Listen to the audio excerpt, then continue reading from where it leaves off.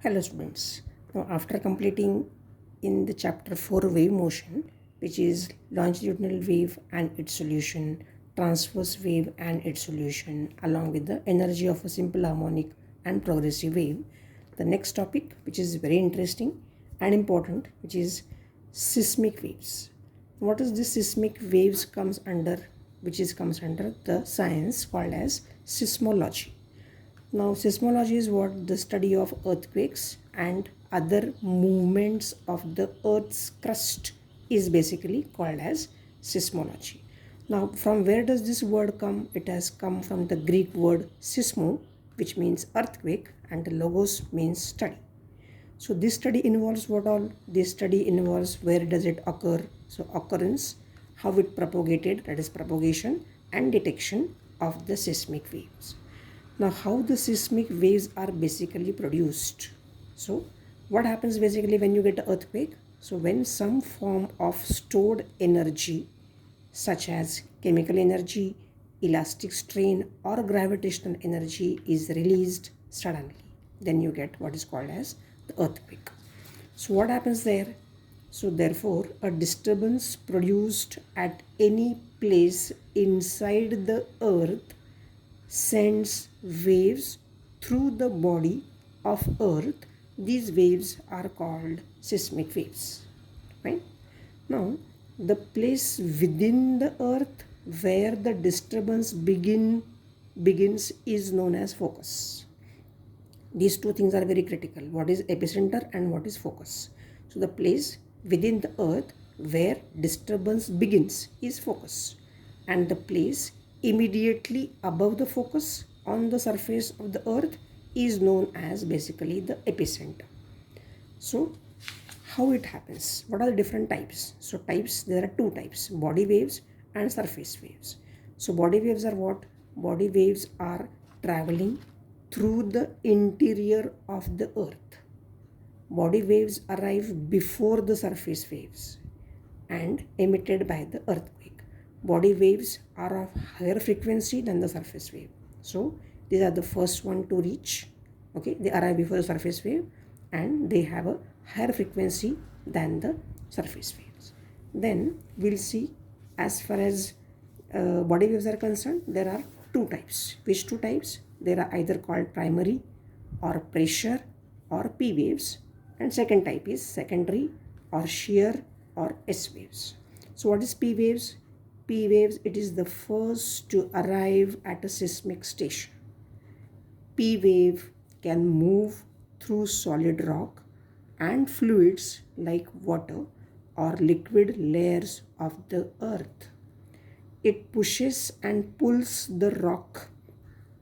The window rattles because sound waves were pushing and pulling on the window glass, correct? Like P waves push and pull on the rock, like the sound wave, correct?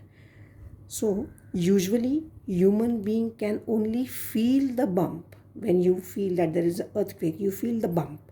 But animals are very sensitive. They can hear the P waves.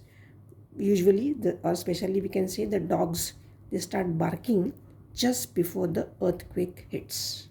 So they sense that something is happening little which is not obvious. So these waves are also known as compression waves because, what is the reason? Because of the pushing and pulling they do. So which waves? The P waves. P waves will be also known as the compression waves because of the pushing and pulling it has to undergo. Fine. Now S waves. S waves are what? Basically S waves, these waves is slower than the P waves. So definitely first P, then the S, and can only move through solid rock.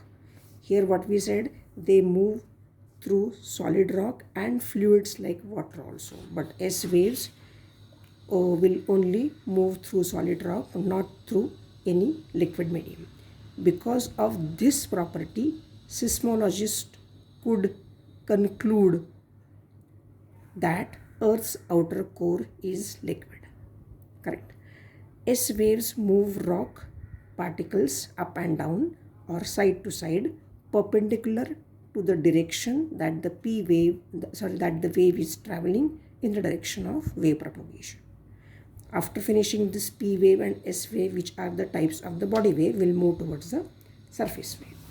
Now what is surface wave? The seismic waves that originates from the epicenter are known as surface wave. These waves travel along the surface of the earth as the name suggests. Now, traveling only through the crust, surface waves are of lower frequency than the body waves. We said body waves have a higher frequency, so definitely surface waves have a lower frequency than the body waves. Even though these waves arrive after body waves, it is surface waves that are almost entirely responsible for the damage and destruction associated with earthquake. Now, even in this surface wave, there are two types. First is lateral or love or Q waves, and second is Rayleigh waves. Now, the first is, as we said, Q or love or lateral. Now, why the name love over here? Because the scientist Mr. Love, who discovered this, that's the reason we are given the name after him. So Q waves, this love or Q waves are surface waves that cause horizontal shifting of the earth during an earthquake. This is fastest surface wave and moves the ground from side to side. Fine, surface along the surface, so horizontal shifting. As far as Rayleigh waves, again this is named after the scientist Lord Rayleigh, who predicted the existence of this kind of wave. This wave rolls along the ground just like a wave rolls across a lake or an ocean. Correct? So that's the reason we are using the word horizontal shifting. So as it rolls, it moves the ground up and down, side to side, in the same direction that the wave is moving. So most of the shaking felt from the earthquake is due to this Rayleigh wave, because it keeps on moving like a roll is moving along the ground. Due to Rayleigh wave, which can be much larger than other waves. So these waves originate from epicenter and travel through the surface region of the earth. Correct? So these are the two types basically which comes under the surface waves. Now next part is the seismograph. Now what is seismograph? The instrument used to record earthquakes and other movements of earth's crust is called seismograph. Now it is a kind of pendulum with which vertical and horizontal displacements, both now surface and body together, so vertical and horizontal displacements are detected. A pen attached to the pendulum produces a seismograph by scratching a line on moving surface, which is a rotating drum. So the scale of the shock of an earthquake is known as magnitude. So whenever you have an earthquake, people usually are expecting the next answer. How much was the magnitude? So depending on the value, you come to know how much the damage must have taken place. So it is calculated from amplitude of waves recorded by seismometers and is expressed on a scale ranging from 0 upward. The most commonly used scale is Richter scale, which is a logarithmic scale. So even this is named after the scientist Richter. Okay, so basically you come to know how much is the damage, that is you get to know only through this scale. So you need to know how much was the magnitude the earthquake was. So depending on, if you say the earthquake was magnitude of 7 or 8, which means the damage is really too much. But if it is under 2 to 3, you just feel that bump, you just feel that something happened, but the damage will be lesser, things will be protected. Okay, this is what all about the seismic waves or seismograph or seismology. Okay, now the next part I'll take it a little later. I'll just give the notes, which is called as the gravitational waves. This is very latest topic. Okay, but as far as this exam is concerned, internal, we do not have any questions on this part, so that's why I'll take it a little later.